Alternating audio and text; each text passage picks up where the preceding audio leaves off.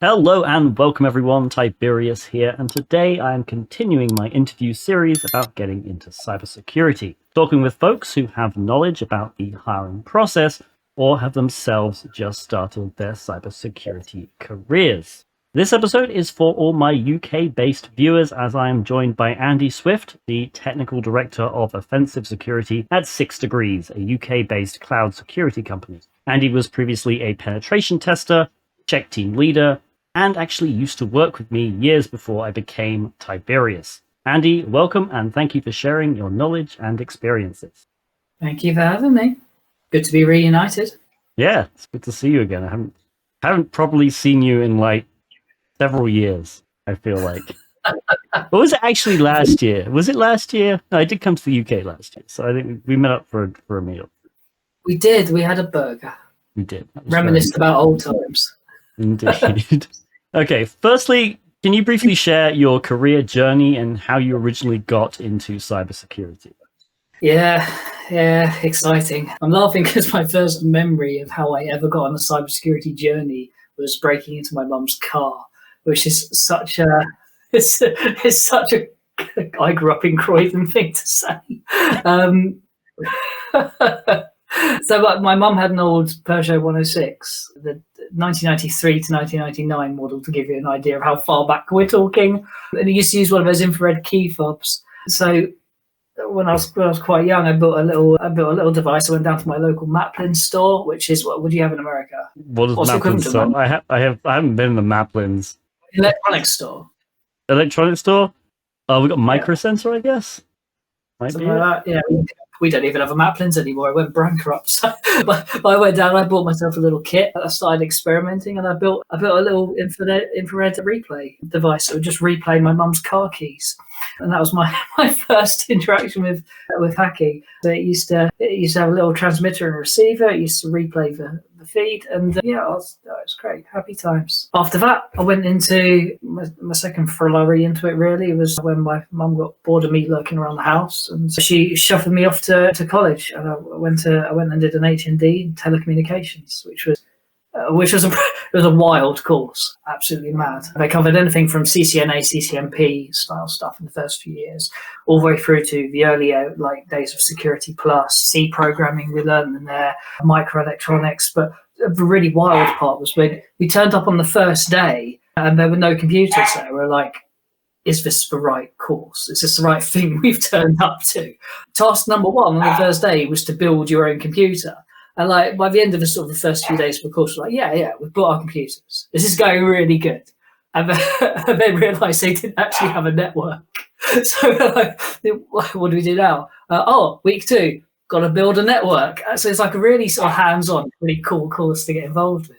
From there, it took me into university, studied forensic computing there. I went in initially to do a networking course. I remember that, like a networking and mobile communications course. I sat down for the spiel on that. When you go in there and they try to sell you the course and everything. And I sat on a flyer for forensic computing, and it had a flyer that just ripped off all of the matrix and background. I was like, this is so cool. I am so doing this. I don't even care. It's great. And then I ended up doing forensic computing and ethical hacking from there as my degree, which was a crazy course because it was really early years of actually having degrees covering that sort of stuff. Yeah. So it had anything from your forensics to your very basics of it was backtrack back then, not Cali. And then we had some great modules on things like telematics, which later led to my interest in SCADA networks and CAN bus networks and Modbus and stuff like that. And then they also had some really weird stuff as well. There was because it was the early days of those courses, they didn't know quite what or have enough content to fill the entire semester out. So they just sort of stuck in crime scene forensics as well, which had forensics in the title, but we spent an entire semester learning about blood splatter patterns from gunshots, which was cool, but completely not what we had turned up for. So yeah, it was interesting. But yeah, after that, I went into my first role in IT. I did IT support. I worked at a college for my sins. And that's like as close to education as I got. My wife's a teacher, and I all respect to teachers, but dealing with kids is not my thing. That really is not my jam. Yeah, so I did that. I learned the basics there, like cabling, networking, fiber installations. We did all throughout the classrooms in the school. Gave me some really good practical stuff, from quick fixes to sort of your everyday admin stuff. And all the while I was doing that, was in the back of my head going, I want to be a pen tester. I'm looking at job boards like every day, trying to find my dream job, essentially. So yeah, I was doing that, get myself a solid foundation, and then moved into pen testing. And that was my first junior role, was at CNS with yourself. I think I arrived there a little bit before you, didn't I? I believe so, yeah. A month or something, maybe, like barely got my feet on the table, and then you came along and stole the table.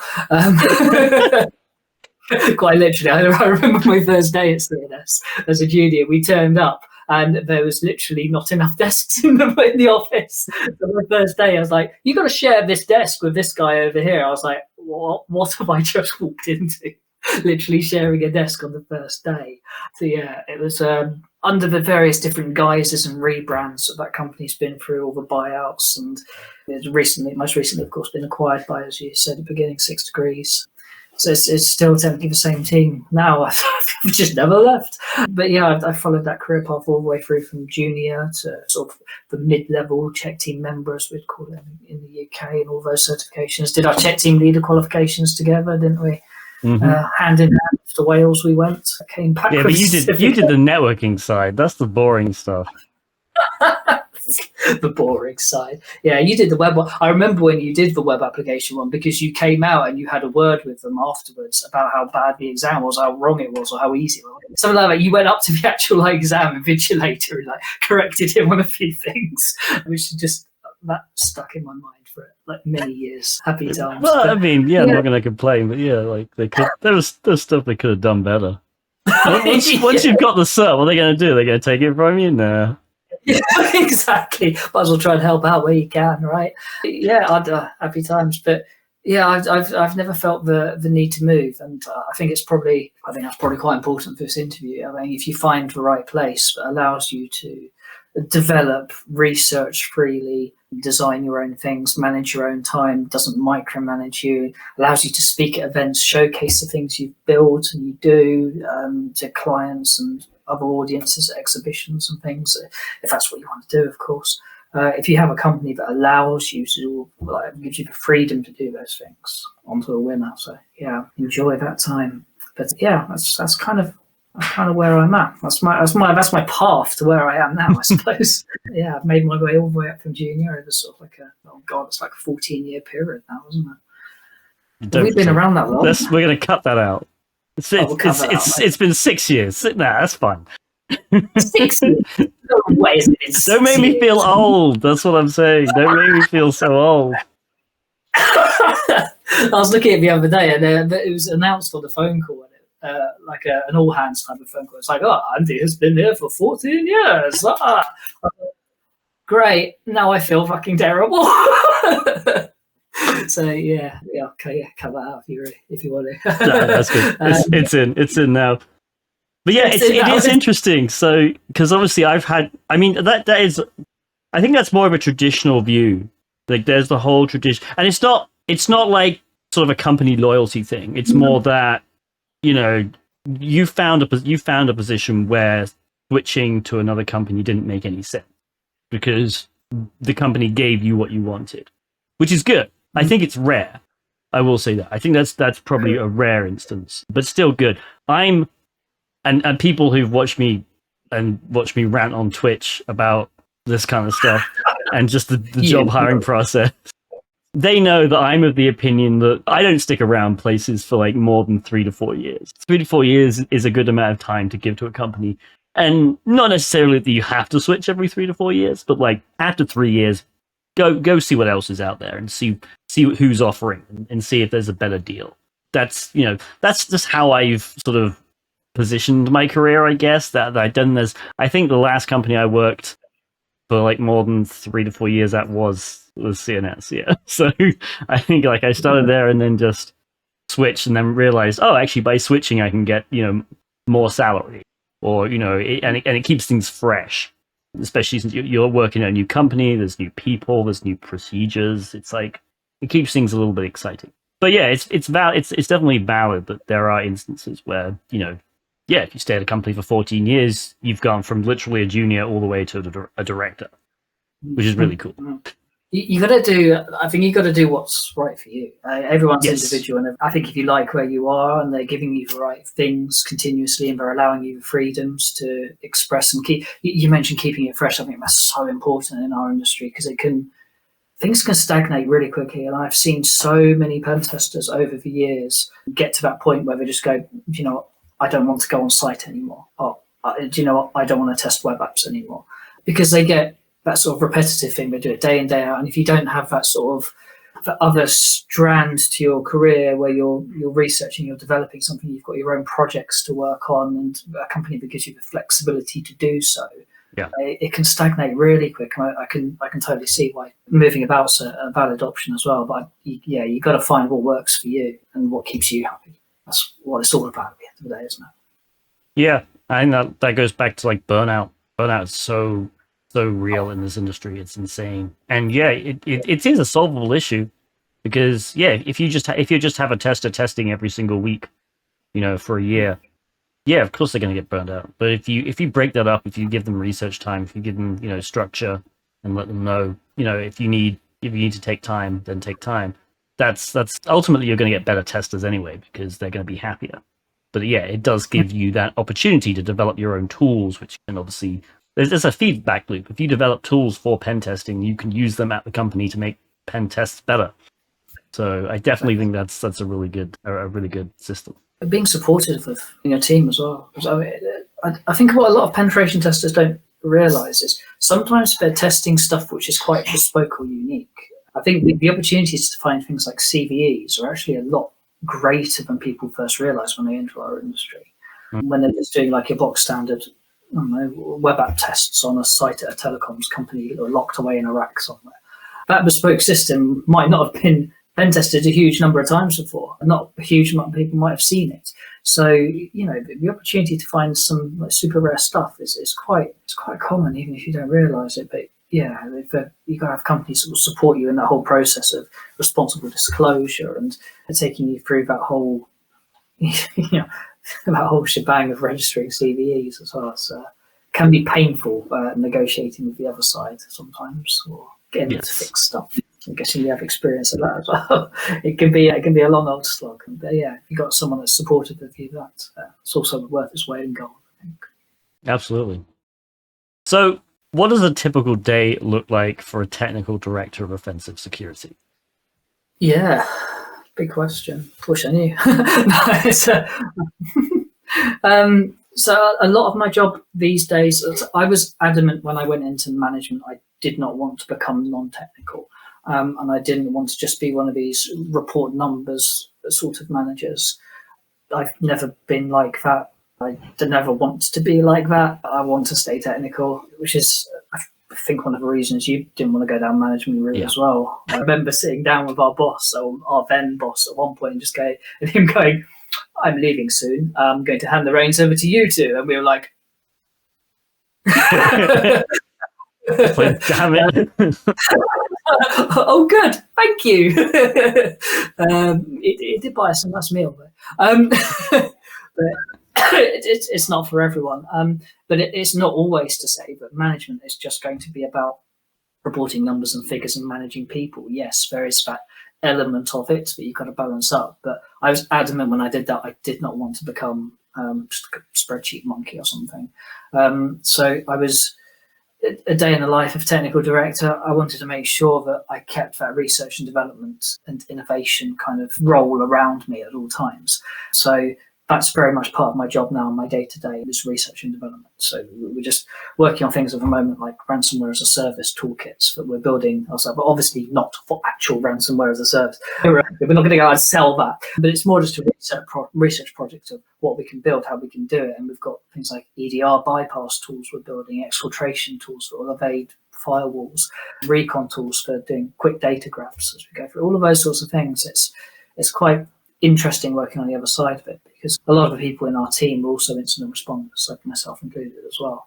So we see the other side of it, the attacking side of it, and getting your chance to build tools like that as well is quite fun, because you go, what would really piss me off as an incident responder? Oh, this technique would really make my job really annoying. It's like, okay, we'll build that in and see what happens. So a lot of it is sort of research and development around things like that, working on exploit development occasionally as well. But yeah, I still do penetration tests every now and then as well. I haven't lost that or left that. I don't do anywhere near as many as I used to be perfectly honest, but I do still do the occasional one. But I found myself working a lot more recently in the incident response space, because I think it's one of those where experience is so key in that arena, that if you know how attacks work and you know the flow of an attack and how it pieces together, it makes your job as an incident responder so much easier. So yeah, there's that I do a lot of at the moment. And then we're also, another big part of the thing that I do in my role is looking after things like our internal tooling that we have. So you'll remember our reporting system from back in the day. It's been through about 1 million incarnations since then. So we're constantly improving that.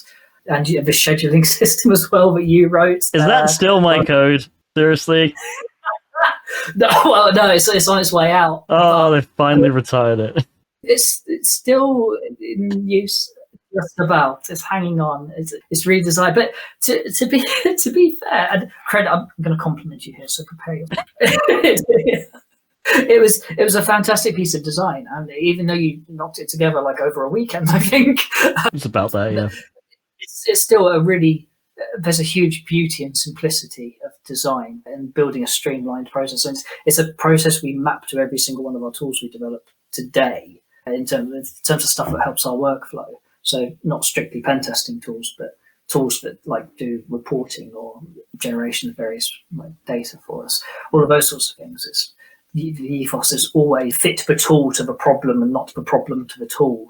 So many times people will identify a problem, go and find a tool to do something for them, rather than building a really streamlined tool. And that's why it's still in use today, because it's such a perfectly streamlined tool. Like every person in our resourcing team that we have ever had has gone, this is literally the best scheduling system we've ever had. Because I did something good. 10-year-old products. But it works, and it's that simplicity in design, a streamlined design that's kept it alive. So yeah, a lot of what I do is maintaining those internal tool sets as well. And another thing I do quite often is sort of the media and PR side of things. So I write a lot of articles, I comment in quite a lot of online publications, to the point where I can't even remember which ones I get published in now, which is, we just have a PR team, we just go, right, Andy, talk, and I just talk at them for like half an hour, and all of a sudden it's been published somewhere. So it probably should have more handle on that, really. But yeah, speaking at a lot of events and things like that, it's also quite exciting. I absolutely love speaking events. Fond memories with yourself as well. I remember our first speaking event. It's in that seedy little club around the back of it. Yeah, the sailing club or something. Sailing club. You had to go around like an alley to get to it. London is so weird. It is. So the back streets of London are bizarre. Yeah. And they made no effort to make the entrance on the front of a building either. No. So yeah, best venue ever. But yeah, I fond memories. But yeah, that's where it all starts, isn't it? But yeah, that's mostly my role, really. It's a very research and development heavy role. Yeah, exactly the way it should be. So my role is really just to keep bringing tools, keep bringing exploit development, keep advising that sort of stuff to our group of pen testers that we have now, and generally sort of help keep things in a sort of secure manner around the company, because 6 Degrees is part of a larger MSP as well nowadays. So there's a lot of cross-pollination there of things like knowledge sharing and stuff like that. Whereas we rock up to an MSP as a pen testing company that's just been acquired, and it's like, well, what are you doing here? You need to fix this. And it's very sort of it's a nice relationship, because it means we do get to do all that internal stuff as well as all the external commercial pen testing as well. So it's a nice balance. Yeah, thank you. So obviously we've talked about how you got into the industry and what you currently do, but like, what advice would you give to somebody looking to break into cybersecurity today? I love this question because there's so many answers to it, and a lot of things work for very different people. But I'll speak from personal experience because something that has worked really well for me all throughout my career is making sure I've got another string to my bow.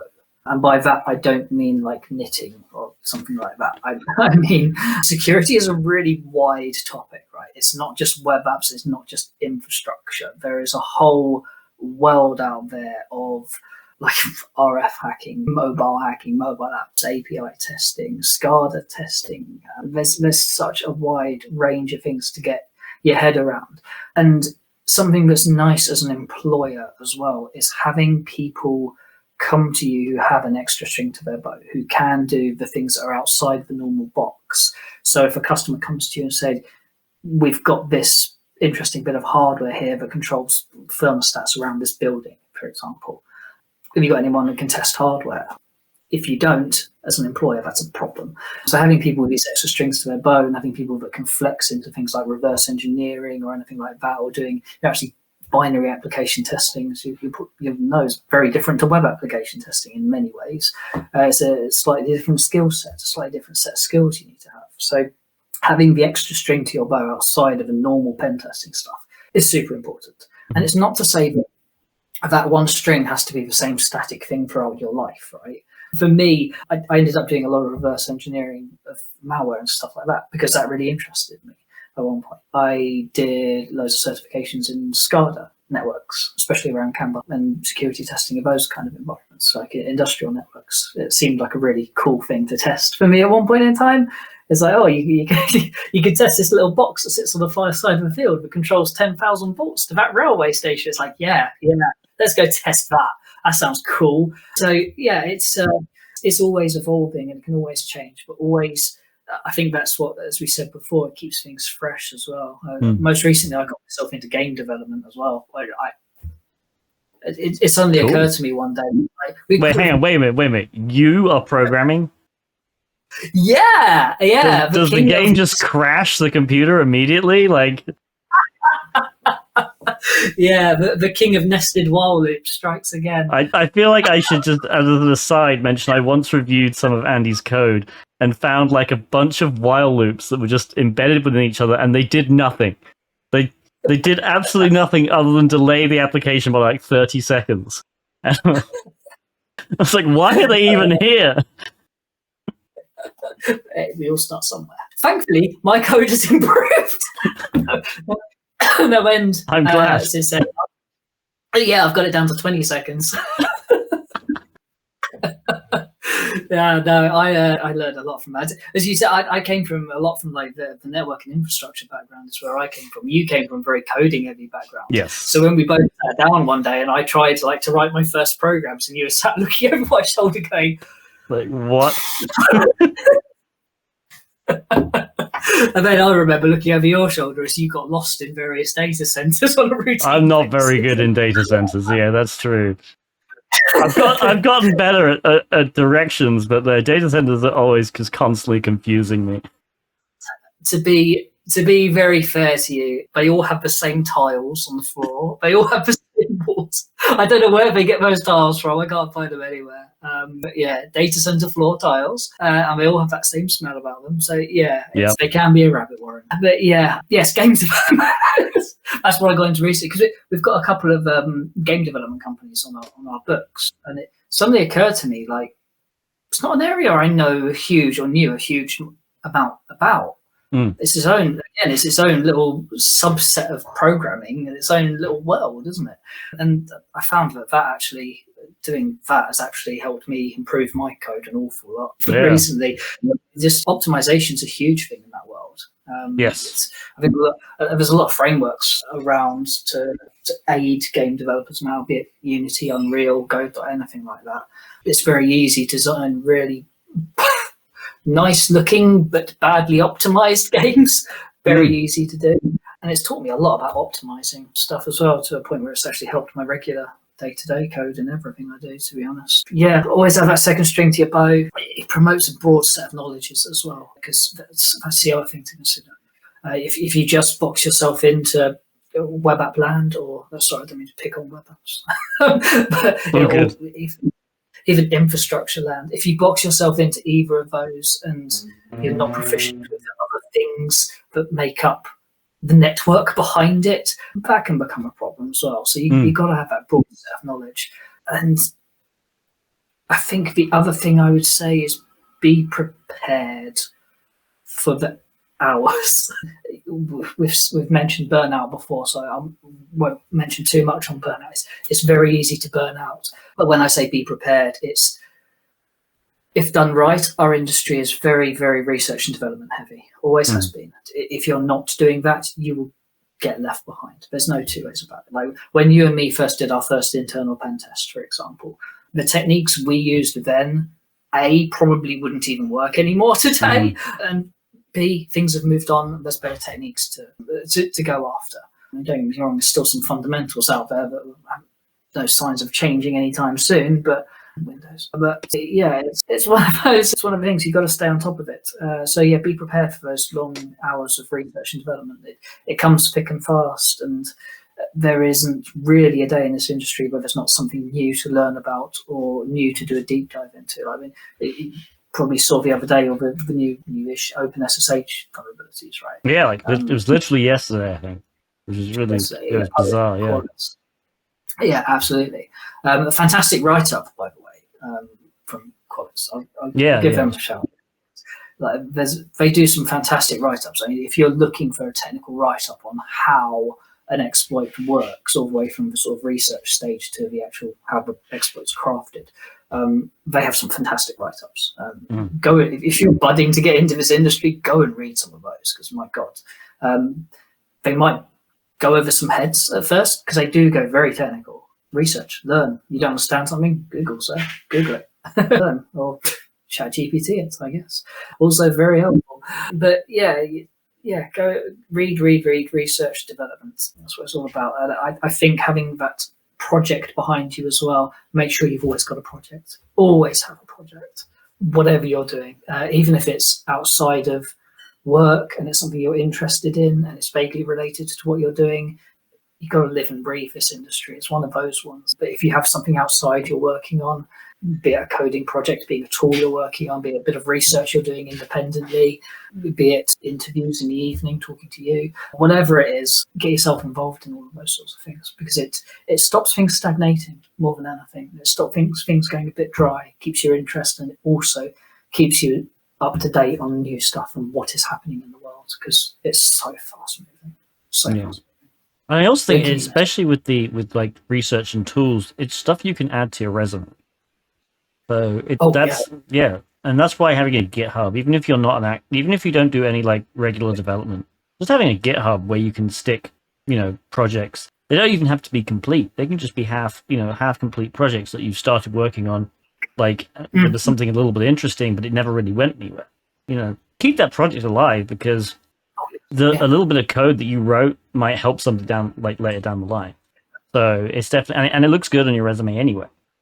So yeah, like none of us are looking at a resume, downloading all your tools and making sure they run perfectly, right? We're just like, oh, you actually tried to do something here. That's good. That's true. Although I have done that in the past. To check someone's code.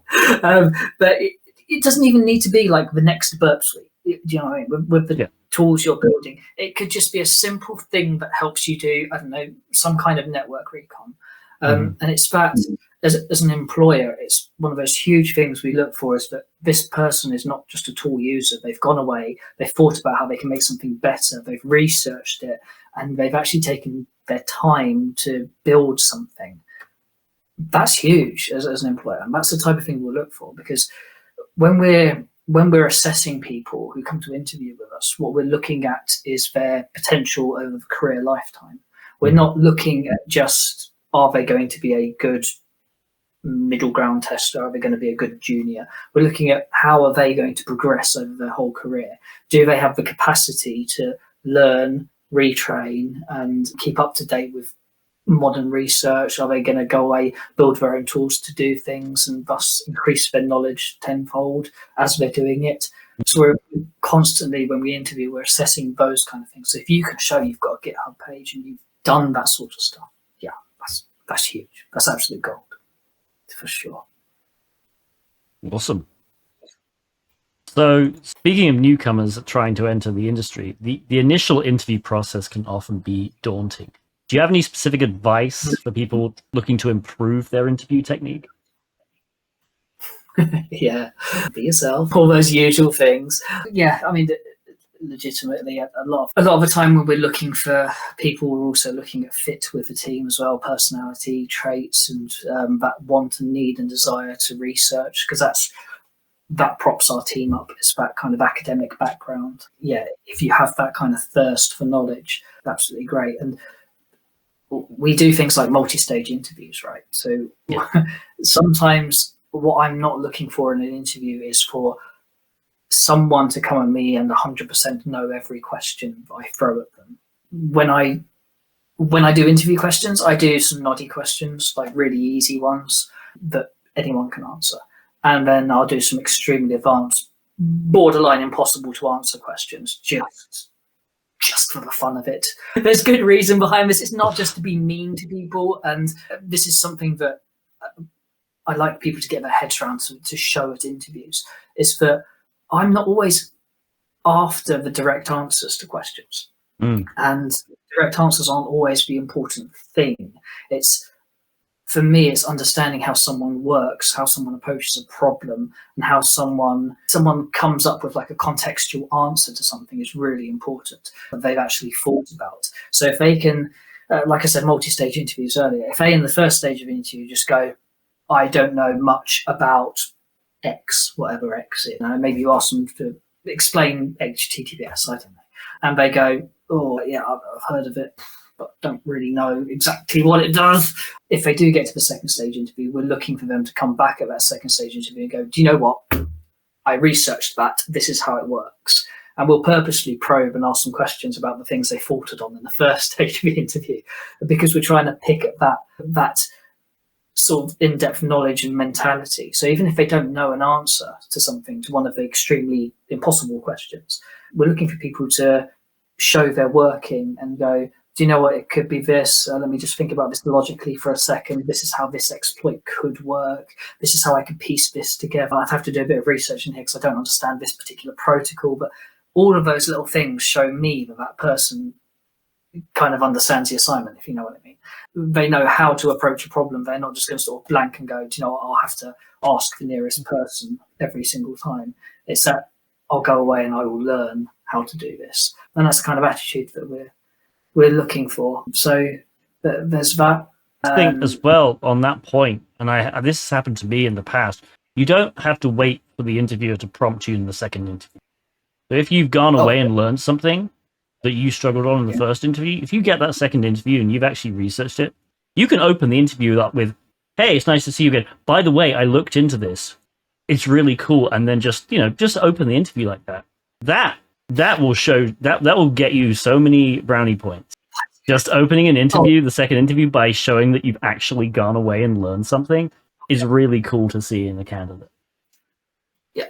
By the way, at that point, as someone interviewing, if someone came to me and did that, that is a huge tick on like my bit of paper I've got to assess them. I'd make a point of making that tick so big. It would just, it's absolutely huge, that point. Absolutely huge. Other thing we look for big time is context.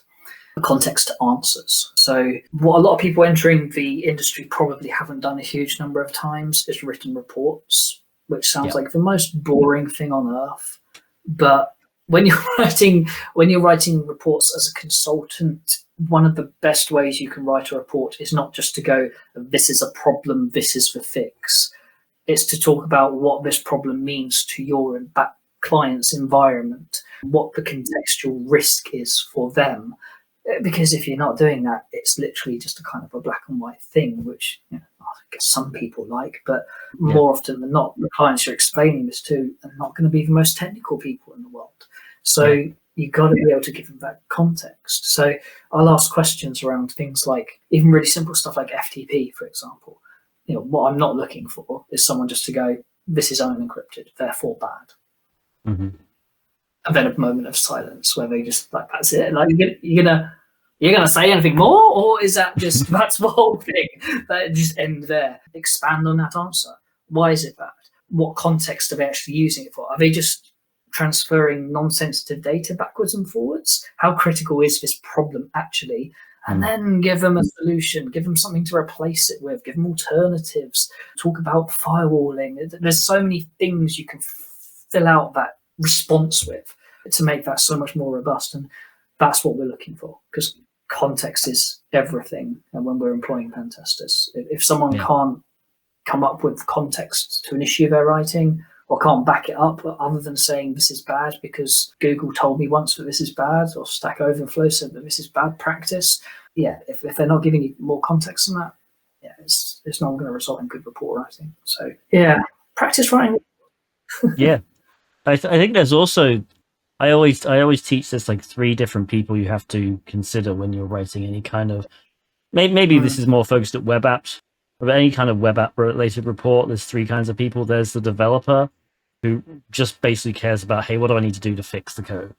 There's the project manager, who really just cares, how long is this going to take? How delayed is the project going to be because of it? And then there's usually the CISO, who cares about money and the company reputation. And you don't have to put all those 3 aspects into a report, but if you can defend some kind of vulnerability in those 3 contexts, that's really good. That's really useful to be able to do. If you can just go to a CISO and say, hey, by the way, this SQL injection means this in terms of how screwed you are, like, then yeah, that's great. So I think, yeah, definitely context in terms of, how bad are actual vulnerabilities, because not every vulnerabilities are critical, even though we'd love to put every vulnerability as a critical, but yeah, sometimes they're lows. Like sometimes an XSS is actually kind of low in a severity rating. Sometimes it's high. A lot of the time it's high, but yeah, a lot of the time it's low. So yeah, I think that's good as well. Yeah, I remember one test we did at a bank many years ago. Is this us? We went, me and you? Yeah, this is us, me and you, of the dream team, mate. Yeah, it was many years ago, and we sat down in this. I don't know if you have recollection of this, but we sat down in this room, and they gave us. We started doing our internal pen tests as we normally would, and we were given very specific ranges about what we could and couldn't touch. And then they gave us this network diagram, and there was at the center of this network diagram, there was this box. And I remember the host name of the box. It was called Nomad, and I remember it very distinctly. And literally, in this network diagram, all of these connections went into this one box. I do. And I remember us sitting down and pointing at you. Remember it, right? I remember us both sitting down and going, "What's that box?" They're like, "Oh no, you're not testing that one." It's like, why not? Because everything connects into it. And it turns out it was an FTP server that handled, I think at the time, credit card data, or something like that. And it was just transferring in plain text. And we're like, oh my god, this is. I can see why you didn't want us to test it, but yeah, context is everything, right? I mean, in that case, extremely bad, because the context of that for the inside of the business is huge. An FTP server that is just transferring non-sensitive data, perhaps not so bad. So yeah, context is everything. Keep that in mind. Write those practice reports and just always ask yourself that question of, what does this look like? What does this mean to the client? How simple is a fix going to be? I mean, if you're testing a web application and you find some pretty deep-rooted issues with it, you can't really just tell them to rewrite and start the entire project again. So coming up with some decent answers is also quite helpful. Really practice that stuff, and you'll end up building up a library of sort of go-to answers that you just rattle off about the best practice ways to do things. So it's really important to come to interviews with those, for sure. It really impresses when people do, anyway. I'll put it that way. Awesome. So these days, it seems that so many companies look for quote unquote experience, even for entry level roles. How can applicants gain that experience? And also, how could companies better adjust their hiring standards to compensate? Yeah. It's a complex question. Yeah. It is. I hate it in some ways because it frustrates me what other companies do when assessing people, and that's why I hate it more than anything. Experience, I think, is I think experience is nothing without the ability to constantly absorb and research new information. So, as I've said before, it's really helpful for candidates to be able to show their ability to do that. So, yes, experience is necessary for certain roles, and yeah, a lot of companies do look for it, but you can't just have people that are experienced. You've got to be assessing people on their abilities to absorb research and play the long game and grow throughout their careers. If someone comes to you and they've shown all the things we've discussed so far, they understand context, they understand and have shown their ability to go away, work on a problem and come back with solutions rather than just being stuck in a little bubble stagnating. I think that's really important to talk about as well when you do go for these sorts of interviews. It's because it can be quite a nice substitute just to go, do you know what, I've done a lot of web app testing, I've done a lot of bug bounty stuff in my time, but I haven't actually been on an internal test on a huge network in a corporate environment, for example. Unless you have a spare corporate network sat at home, people are not going to have experience of this stuff. Yeah. And it's something we say to our current crop of like juniors as well at the moment, is that we work with some, I won't give names of clients and stuff, but we work with some really big telecoms agencies, for example, telecoms providers. And they've got some super rare kit where they work, let's be honest, with like 80 to 100,000 pound routers in some places, which you are not going to get that in a test lab in the best will in the world. Like, so you've got to show that ability to absorb and understand and research stuff. You can't just turn up and test one of those routers without having knowledge of it. So you've got to have that kind of ability to show you can absorb that knowledge. So yeah, don't get too caught up on the experience thing. There are ways to substitute and talk around it in an interview situation, I think. And when people do and are honest about that and can show me that they could very easily just go on site and within a few site visits with a senior tester could very easily pick up the ropes, that's really valuable information for an interviewer. Annoyingly, practical experience is super hard to come by in the industry if you're just coming into it. So some experiences are easy enough. There's a lot of web app stuff out there as you demonstrate regularly on all your streams and things. I mean, grab yourself any kind of those sorts of things, hack the box, get yourself subscribed or something like that, or any of the other. There's so many platforms out there now to do that sort of stuff. Go and get some experience in those because they will be super helpful. And to be honest, the main techniques you'll learn when you are dealing with huge networks, for example, internally, is, let's be honest, that's one of the big experience areas that people can't really replicate.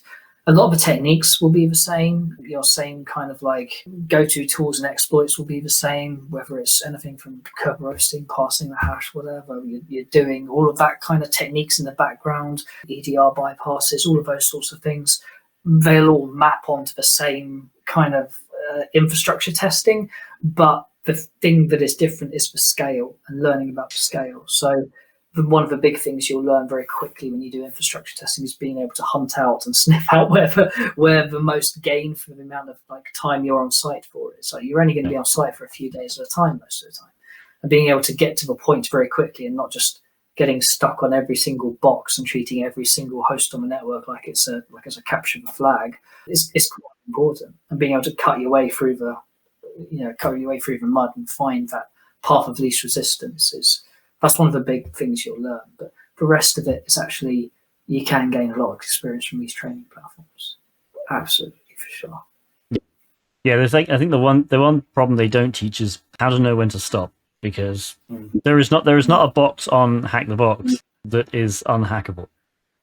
And that's not a problem for Hack the Box, but it's a problem because if you approach every single box on Hack the Box as, well, I know this is hackable, so I just need to figure out how to do it.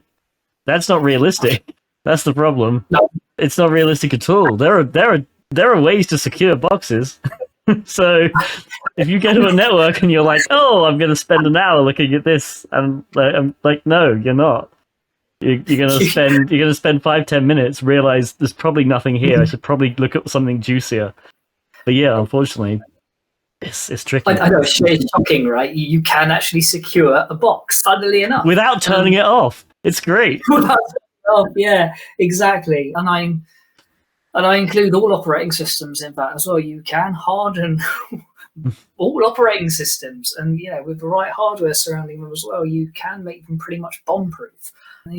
There's that thing of never say never, but I mean, you can get to the point where time is better spent trying to hack other stuff. Yes. In those large networks, there is always going to be something that is the weak link in the chain, and it's a lot about finding that weak link.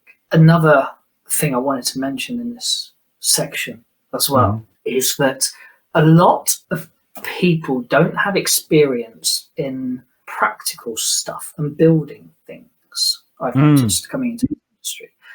And I think it's a lot of these ethical hacking kind of qualifications out there that have sprung up over the years have their place. They're very good, a lot of them. But what some of them won't do is teach you how to actually go away and build your own web server, your own website. Go away and, like, the amount of pen testers I know that haven't ever configured a switch, for example, is outrageous. Or have never been in a data center and built a rack, or haven't cabled up a rack before.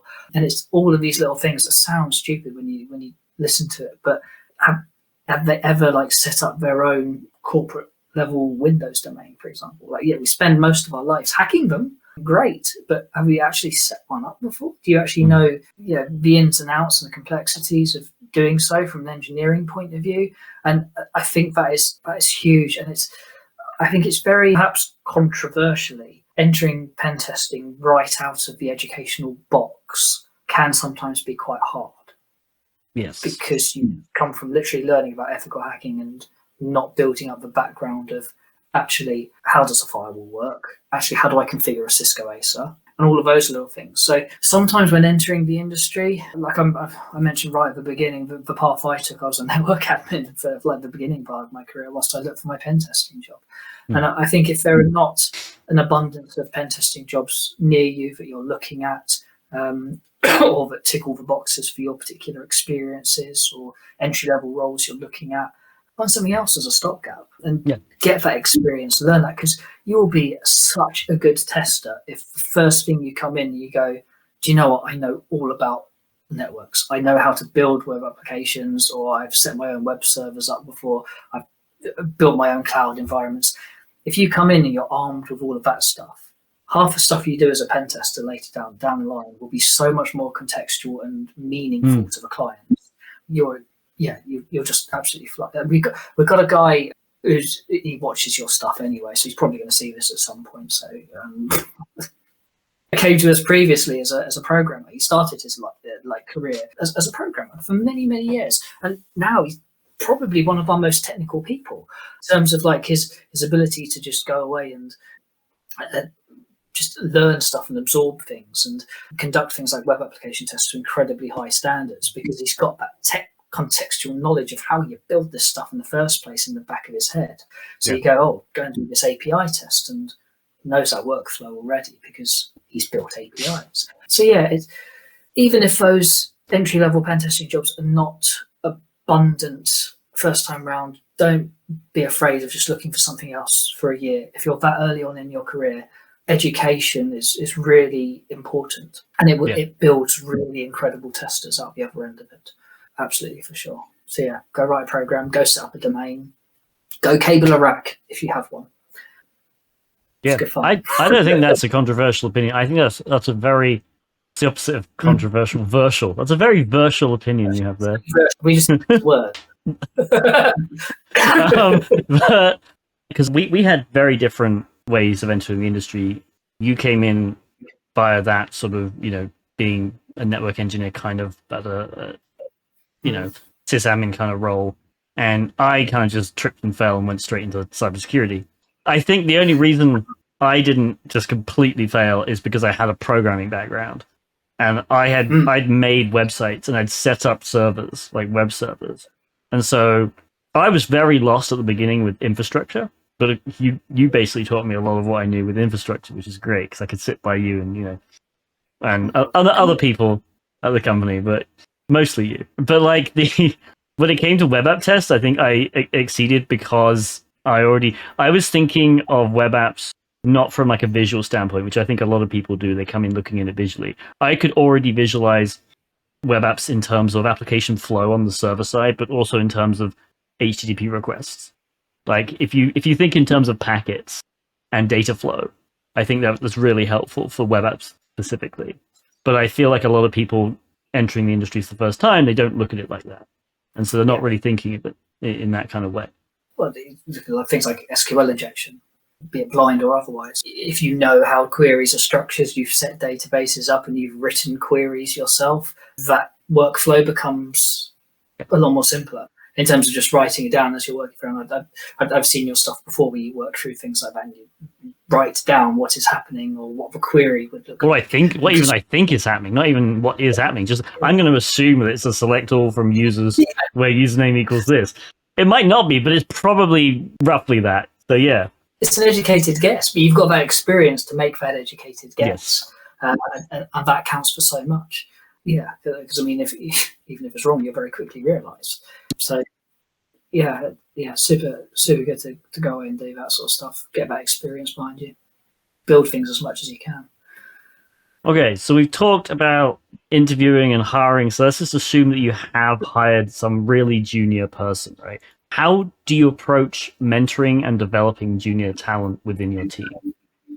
I know, I love this question because this is something I've always kind of tried to build into my teams, and I know there are other companies out there that do the same, and there are companies that don't do any of this as well. So always when you're at interview, ask as many questions as you can about this kind of experience, research, innovation time, and things like that. What do they do to enable your career path and enable you to have those projects and things like that? Do they support you?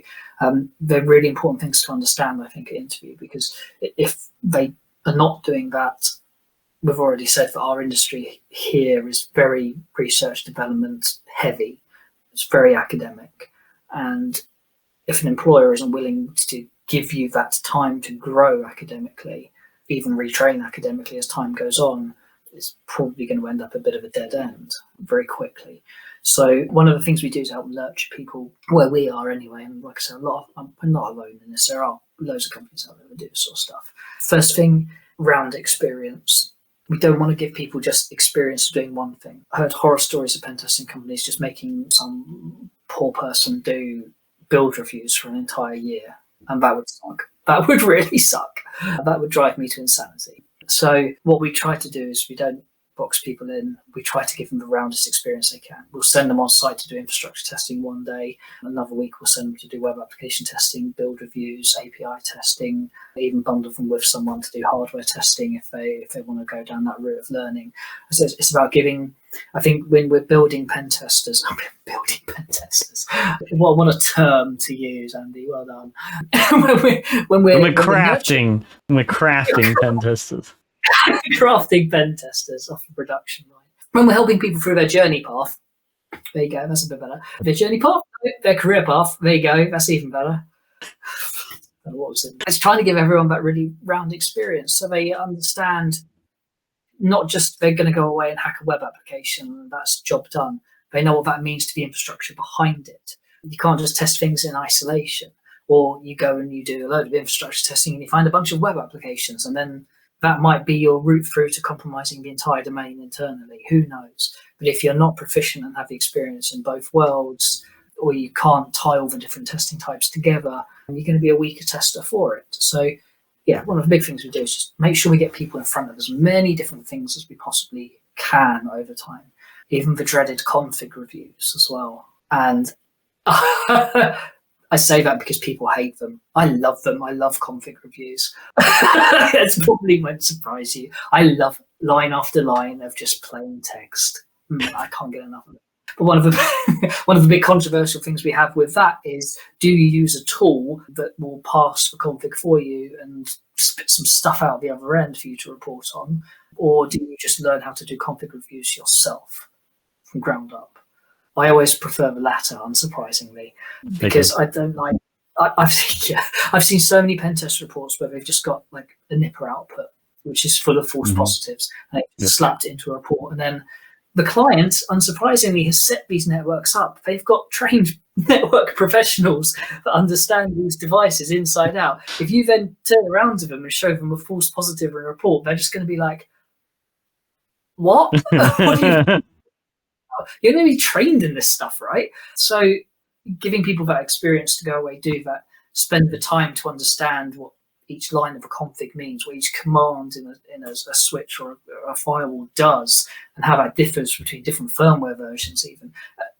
That's really good experience to get. So make sure you're at somewhere that will give you those rounded experiences of all of those different things jumbled together, because you might find yourself one day doing an incident response and then not being able to make something like some really decent recommendations of stuff to change at a firewall, for example, or doing a pen test on the infrastructure, on external infrastructure, and then again finding yourself in that same situation. The best reports out there will go, yeah, this is a problem, you're exposing this, I see you're using these aces, probably run this command, this will solve all your problems, and giving people examples of the commands that they can use and how they can better use the hardware they have. Because unsurprisingly, a lot of companies buy stuff and plug it in, and Magic Box does the thing for us. So yeah, got to give that round experience, because it just builds context in your answers to everything. What about, do you guys have an emphasis on like training programs as well? Like, what kind of trainings do you send your juniors off to do? As much as we can. So rather weirdly, in our company, we do appraisals 4 times a year, which was really weird when I first heard that. Honestly, I was like, screw this. This is totally strange. And then we found out in our team that we can use that to turn it on its head a bit. Instead of like your sort of traditional appraisal, turn it into a little bit more, reframe it slightly and turn it into more of a, what do you need for this coming quarter, further your career and further your education process. So unsurprisingly, straight after those quarterly appraisals, there is a training budget submission. So we take in everyone's sort of input and speak to them about where they want their career to go. Because appraisals is another thing as well. I hate as a manager. It's not all about just, people do them so badly. It's not all about just telling people, yes, you're doing a great job, or telling them how terrible they've been. It's about talking to them and understanding where they want to go next and what they want to do next and what qualifications they want to pursue. So a lot of that is quarterly, we'll send them to do training or come up with some qualification. It's not to say that they have to do the specific certifications for the industry as well. It could be something a little bit outside of the box related. It could be a red teaming certification. It could be a reverse engineering course they want to go on. A certificate doesn't always have to be the outcome of it. It could just be on a training course. So yeah, it's one of those things. That's one of the things we do. Other things are, we have innovation days, monthly innovation days. So each member of our team gets a set of innovation days on a monthly basis.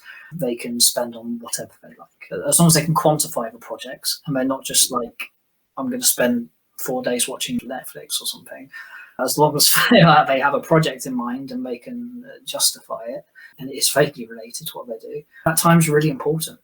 And again, it goes back to this owning a project thing, or not experiencing burnout because you've got something interesting to do that you're invested in and you're building yourself. So those innovation days are really important. And then finally, we have every 2 months we get together in our offices in London. We have an innovation day, which is where we all come together, share ideas. Sometimes there'll be a capture the flag competition. Sometimes there'll be sort of a combined research effort into refining an exploit or something like that. So the last one, for example, we did a lot of work on the Team City vulnerabilities that came out, and just refining some of the exploit code in that to make it a lot more powerful for our benefit. Obviously, just so happened to have a red teaming engagement coming up, but it was very useful in. So there's a lot of cross usage there. So yeah, I think you've always got to look for these companies that will go the extra mile for you and make sure that you get what you need as a pen tester. It's the 3rd time we're saying it now. It's such an academic industry that if you're not getting that time to learn, grow, and innovate, you're going to stagnate and get left behind. So always asking your interviews about those things. What do you do to support me? What what do you offer me in terms of time to research and things like that? I already tell a bunch of the comments are going to be, hey, can I have Andy's email address so I can apply? We'll have to set something up. Yeah. Yeah. Recruitment at. Yeah, if there are comments, let us know. Will do. People. There you go. Everyone get in the comments. All right. So, how important is networking and community involvement in building a successful cybersecurity career? It means a lot of things to a lot of different people, networking. And I think if you're in things like bug bounty world, or if you're in those kind of worlds that are not your traditional pen testing, I think it means a very different thing to if you are in the penetration testing world, or you are in the sort of reverse engineering space or anything like that. It probably means different things to different people. For me, from my side of the fence, it's all about coming together with people to share ideas, collaborate on things like toolings and stuff. Like one of our reporting tools that we use in the very early days of its conception, you'll remember it, was actually a collaboration across several different pen testing companies at the time to come together. And the results are actually stunning, because they all went, as an industry, what do we all need? what would benefit us all the most? And it's about just not thinking about things in isolation, in little boxes, but make those contacts outside of your own little box in your company. I think it's very easy when you start at these sort of companies, especially if it's a big pen testing company, to look no further than your immediate box that surrounds you, the immediate people you see, talk to day to day. But get out there at conferences, speak to other people in other companies, because you'll quickly find that you start to, when you talk to them, and you talk to the right people, come up with things like project ideas and collaboration ideas, and that's where the magic sparks happen. It's because you come together and you're looking at an industry as a whole together. You're not just looking at your small tunneled view of the industry, and that's where some really cool collaborations can start occurring. Not to mention the fact that it can help open doors into other organizations for you. The recommendations for technical people are quite nice and a bit like gold dust. If someone in your team can testify to somebody else's technical ability and bring them into a team, as an employer, that's huge, because you've got a trusted source there as well. So if you're networking people, you find people outside of your organization, and you get on really well, you talk technically to each other, and you can both eventually vouch for each other. If you are looking to move at any point in time, that's really helpful to make those contacts as well. And just, look at the outside your own little bubble. All right. So for a lot of UK-based customers, even of American companies, they require CREST certified testers. Is CREST still the de facto certification body for the UK, and do you see that changing in the future? Say that with a smile on your face. You know how much I hate CREST. We're a CREST member company, so I won't say I hate or don't hate.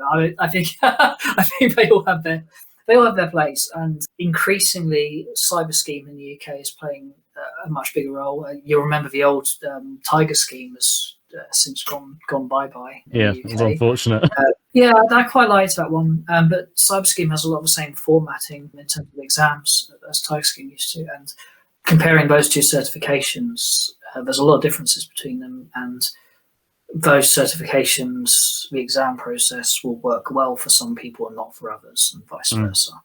The CREST one tends to be a lot more, there's only really one or two ways of doing certain questions. You're not allowed to talk too much about the content.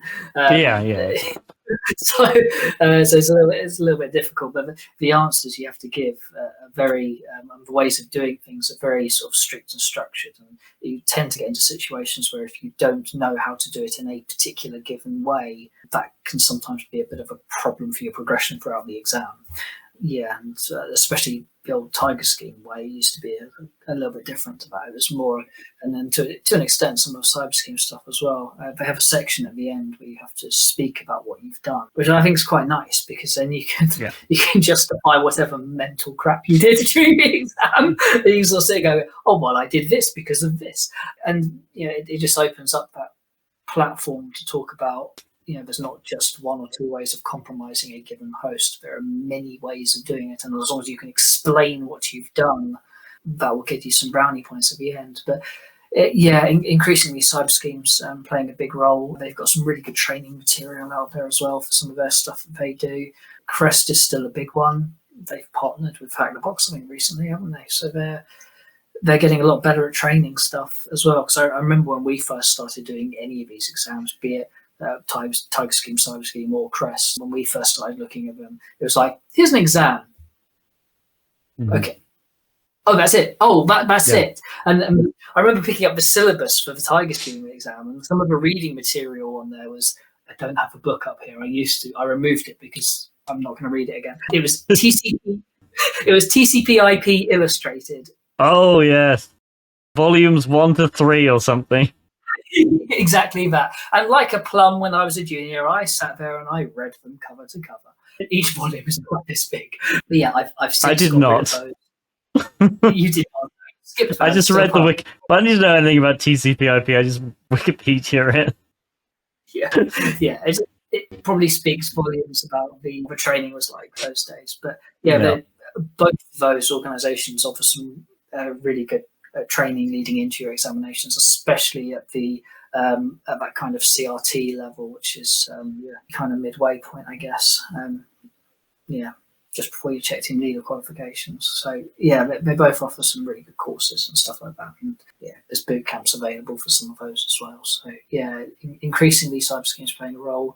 We're a sponsor of cyber scheme as well. So I'm not really biased to either of them. We're a member of CREST and we're a sponsor of cyber scheme. But I think any organisation, I think it pays to keep your fingers in multiple pies, because all of those exams offer something slightly different or a slightly different take, and some will work better for certain people and some will work not so well for certain individuals. So again, important things to ask of the organisation is, do I have options of what exams I want to take when I do come to do my industry exams? But they still play a huge role. A lot of big contracts will ask for those specific qualifications. Outside of many other things. As an employer and someone that runs red teams, increasingly non-traditional qualifications are starting to come into play an awful lot when we're hiring people. So it's starting to recognise those as sort of standard certification paths, rather than, and again, I remember when we first started, it was very structured, and it was very, you go do CREST or Tiger Scheme, you get check team member, you become check team leader, end of career. And that was kind of the path. But moving a bit away from that now, and there's so many like red teaming qualifications or reverse engineer certifications you can go and do, or certifications that will literally teach you how to create malware or reverse engineer malware. And some of those are absolute gold dust for us as well as employers, because we run red teams. That includes a whole world of things, anything from all the way from lock picking, all the way through to literal physical social engineering, through to, got some good stories about that as well, by the way. All the way through to like your standard pen testing and malware creation, to be honest. And those all play a huge role now. And I think when I spoke previously about having other strings to your bow, that's another thing you bring into your interviews with you. If you sit down and you just go, well, I've done my CREST certifications, nothing else really, and the CV is a bit blank beyond that, it's not an immediate red flag, but it's one of those things we'll look at somebody else, CREST CRT qualifications, and who's also done things like some kind of red teaming qualification or some kind of other thing that is not that. Even if they've got like some kind of locksmithing picking course under their belt, again, it's something different, another string to their bow, and something we can absolutely use in our red teaming engagements. So as the world changes, I think you guys in America are a little bit ahead of us, to be honest, in your adoption of red teaming. You love that kind of mad stuff over there. And we're very typically British over here, and it's all sort of, oh no, don't touch our network. Please don't break it. Whereas the Americans just rushing, guns blazing. Yeah, exactly. But there's huge merit to that. An attacker's not going to be polite when they get into your network, are they?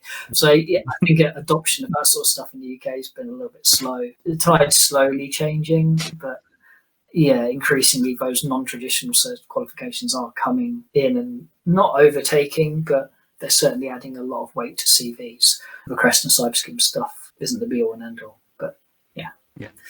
With that said, they have their own versions of, let's just call them red teaming certifications for now.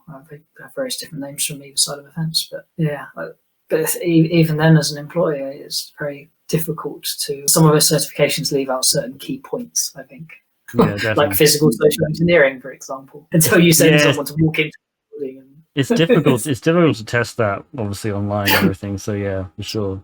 It is. And until you send someone into a building on their own to lie about who they are, well, you're never going to know how they're going to react to that.